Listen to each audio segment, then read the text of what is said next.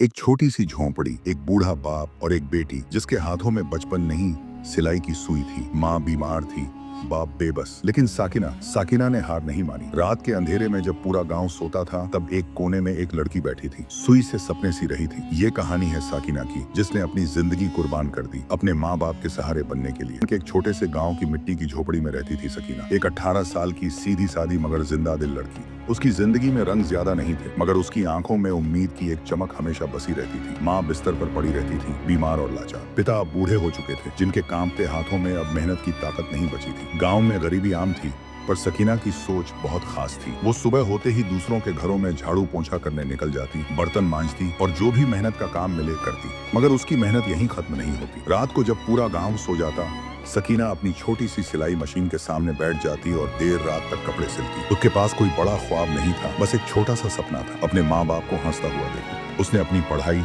अपने सपने और यहाँ तक कि अपनी शादी के अरमान भी छोड़ दिए थे, ताकि माँ बाप की सेवा कर सके। उसके लिए माँ बाप ही दुनिया थे। फिर एक दिन अचानक माँ की तबीयत बहुत ज्यादा बिगड़ गई। बुखार से तपती हुई माँ की सांसें तेज चलने लगी। गांव के हकीम ने हाथ खड़े कर दिए और कहा, इन्हें फौरन शहर के अस्पताल ले जाओ। देर हुई तो जान भी जा सकती, लेकिन मुश्किल ये थी, सकीना के पास इतने पैसे नहीं थे। उस रात सकीना ने अपनी सिलाई की सबसे खूबसूरत ड्रेस, जिस पर उसने हफ्तों मेहनत की थी, आधे दामों में बेच दी।